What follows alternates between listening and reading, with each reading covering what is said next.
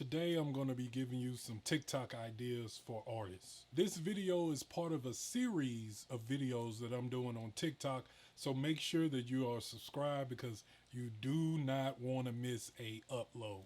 If you are new to the channel, I am digital artist Brian Hampshire, and on this channel I help creators upgrade their skills through tips and tricks that I learned through trial and error. So in other words, I did that, so hopefully you don't have to go through that. So we're going to start off with the first idea, and that is a time lapse. Now, when you do a time lapse on TikTok, it needs to be short and sweet, about 20 to 30 seconds. And I know what all y'all are saying.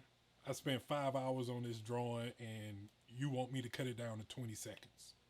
Yeah, you don't actually need to show the full time lapse.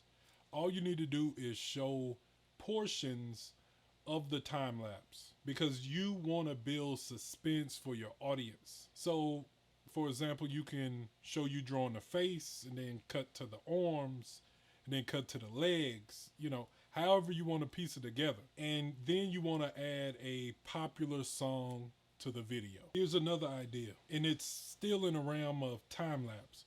You can do a guess what I'm drawing time lapse type of thing where you show the beginning stages of your actual drawing like a silhouette, not really putting all the features and details into it, and then you do a voiceover asking your audience to guess what I'm drawing. Idea 3, you can show off your finished artwork, but the key to this is you do not want to show your full entire picture in the first 10 seconds. You want to build up suspense.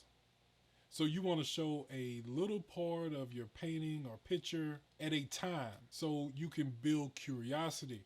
And then at the end of the video, then you show your reveal. Kind of like this right here. Let me know in the comments below if you want me to go in depth on how I actually edit these ideas on TikTok. Fourth idea, comment request drawings. You can ask your audience what they would like to see you draw, and they're going to comment on the video.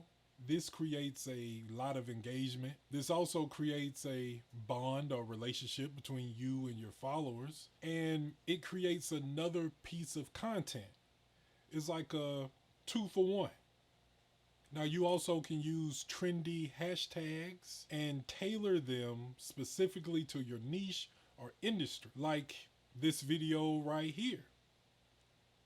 So I took a trendy hashtag and a trendy sound, and I applied this to my particular niche. Now, us as artists, we've all experienced when we're drawing, it tends to attract people and they're looking all over your shoulders and stuff like that. So I took that sound and I tailored it to a experience that all artists have had. And that's how I came up with that video using hashtags. If you are new to digital art, I compile all of what I learned about getting started in digital art to help you save time and money.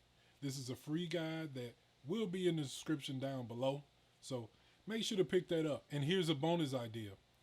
You can always repurpose some of your older content that you had on Instagram, Facebook, or even YouTube, but make sure to keep it short, sweet, and to the point. I hope you got some type of value out of this video. If you did, don't forget to hit that like button, hit that subscribe button, and as always, I'll holler at you next time. Believe that.